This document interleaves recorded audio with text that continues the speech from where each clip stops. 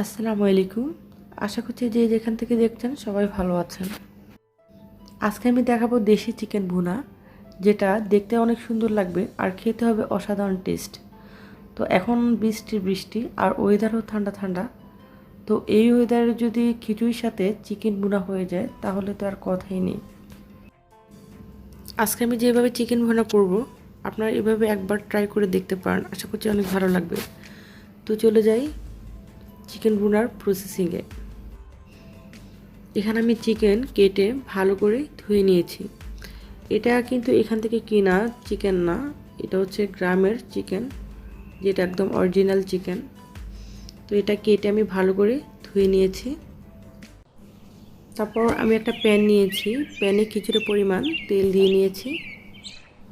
তেলটা যখন একটু গরম হয়ে আসবে তখন দিয়ে দিব পেঁয়াজ কুচি।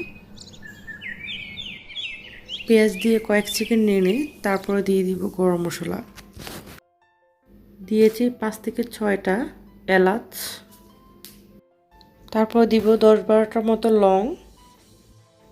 তারপরে দিব 2 টুকরো দারচিনি। তারপরে দিব তেজপাতা, 3 থেকে 4টা তেজপাতা কয়েক টুকরো করে দিয়েছি। এখন আমি এগুলোকে একটু নেড়ে নিব। এখন আমি পেঁয়াজটাকে ব্রাউন কালার হওয়া না পর্যন্ত ভাজবো। পেঁয়াজটা যখন একটু হালকা হালকা একটু ব্রাউন কালার হয়ে আসবে তখন আমি দিয়ে দিব মশলা। তো এখন দিয়ে দিব রসুন বাটা 2 টেবিল চামচ। তারপরে দিব আদা বাটা 2 টেবিল চামচ।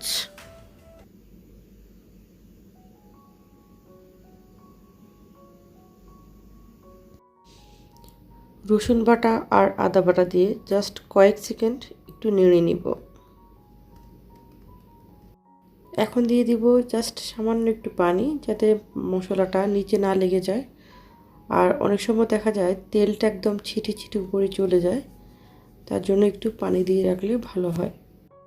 তারপর এখানে দিয়ে দিব 1 টেবিল স্পুন জিরা বাটা। এখানে জিরার সাথে কিছু কালো গোলমরিচ বাটা আছে। তো কালো গোলমরিচ আর জিরা আমি একসাথে বেটে নিয়েছি। আমি এখানে সব মশলা পাটায় বেটে নিয়েছি, আপনার চাইলে ব্লেন্ডার করে দিতে পারেন। তবে আমার কাছে যেটা মনে হয়, চিকেন ভুনার মধ্যে যদি বাটা মশলা দেওয়া হয় তাহলে বাটা মশলার টেস্টটা অন্যরকম আসে। তারপর এখানে দিয়ে দেব কিছু কাঁচামরিচ। তো এখানে আমি কাঁচামরিচ প্রায় 7-8টার মতো দিয়েছি। আমি যেহেতু এখানে কালো গোলমরিচ অ্যাড করেছি তাই কাঁচামরিচটা আমি একটু কমিয়ে দিয়েছি। আর আপনারা যদি বেশি ঝাল খান তাহলে কাঁচামরিচটা আরও দিতে পারেন। তারপরে দিয়ে দিব 1 চামচ লবণ। তারপরে দিব 1 টিস্পুনের মতো হলুদ। তারপরে দিব 1 টিস্পুনের মতো মরিচ। তারপরে দিব 1 টিস্পুনের মতো ধনিয়া পাউডার। তারপরে দিব 1 টিস্পুনের মতো গরম মশলা।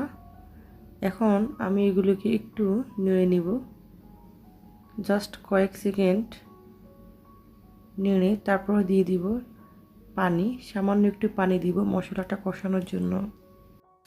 আপনার চিকেন ভুনা করার সময় অবশ্যই এই মশলাটাকে একটু ভালো করে কষিয়ে নেবেন, এতে করে এই চিকেনটা খেতে খুবই ভালো লাগে।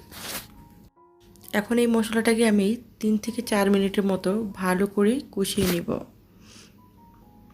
যখন মশলাটাকে একটু তেলটা উঠে উঠে আসবে তখন আমি দিয়ে দিব চিকেনটা। মশলাটাকে ভালো করে কষানোর পরে তারপর আমি চিকেনটা দিয়ে দিলাম। এখন আমি চিকেনটাকে ভালো করে উল্টিয়ে পাল্টিয়ে নেড়ে দিব। চিকেনটাকে ভালো করে উল্টিয়ে পাল্টিয়ে নেড়ে তারপর এই মশলার মধ্যে চিকেনটাকে এমনভাবে কষাবো যাতে কষানোতেই আমার চিকেনটা 50% সিদ্ধ হয়ে যায়। চিকেনটাকে ভালো করে উল্টিয়ে পাল্টিয়ে নেড়ে দিয়ে তারপর আমি দিয়ে দিব ঢাকনা। ঢাকনা দিয়ে এই চিকেনটা থেকে যে পানিটা বের হবে এই পানিটা দিয়ে আমি চিকেনটাকে ভালো করে কুক করে নিব আর ভালো করে কষিয়ে নিব। আর এই মশলার মধ্যে চিকেনটাকে যদি ভালো করে কষানো হয় তাহলে এই চিকেনটা খেতে খুবই ভালো লাগে। চিকেনের মধ্যে মশলাটাও ঢুকে আর খেতেও খুবই ভালো লাগে। তো আমার চিকেনটা কষানো শেষ, এখন আমি দিয়ে দিব গরম পানি। তো গরম পানি ইউজ করলে চিকেনের টেস্টটা খুবই ভালো আসে। আপনার চিকেন ভুনা করার সময় অবশ্যই চেষ্টা করবেন গরম পানি ইউজ করার। তো এখন চিকেনটাকে নেড়ে দিয়ে এখন দিয়ে দিব ঢাকনা। এতে করে আমার চিকেনটা হয়ে যাবে। আর আমি চিকেনের সাথে আজকে যেহেতু বৃষ্টির দিন তাই খিচুড়ি করেছি, তবে খিচুড়ির রেসিপিটা আমি আজকে দিলাম না, অন্য একদিন দিয়ে দিব। আমার এই খিচুড়ির রেসিপিটা কয়েকজন বলেছেন দেওয়ার জন্য, তবে আমি এখনও দিতে পারিনি, ইনশাল্লাহ দিয়ে দিব। আমার এই খিচুড়িটা এত টেস্ট হয়, আপনার মনে হবে যে এভাবে যদি বানান তাহলে মনে হবে যে আপনার খিচুড়ির সাথে মাছ মাংস কিছুই লাগবে না। তো যাক, এখানে আমার চিকেনটা হয়ে গেছে, ঝোলটা অনেকটা কমে গেছে। এখন আমি দিয়ে দিব প্রায় 10-12টার মতো কাঁচামরিচ। এই কাঁচামরিচটা দিলে চিকেনের ফ্লেভারটা খুবই সুন্দর আসে আর খেতেও ভালো লাগে। আজকের রেসিপিটি যদি ভালো লাগে অবশ্যই লাইক, কমেন্ট, শেয়ার করতে ভুলবেন না। আর এরকম নিত্য নতুন ভিডিও দেখতে চাইলে আমার চ্যানেলটি সাবস্ক্রাইব করে পাশে থাকবেন। আর পাশে থাকা বেল আইকনটিও অল করে দিবেন। এতে করে কী হবে, আমি যখন নতুন কোনো ভিডিও আপলোড দিব আপনি নোটিফিকেশন আকারে পেয়ে যাবেন। আজকের চিকেনটা দেখতে যেমন সুন্দর হয়েছে, খেতে অসাধারণ টেস্টি হয়েছে।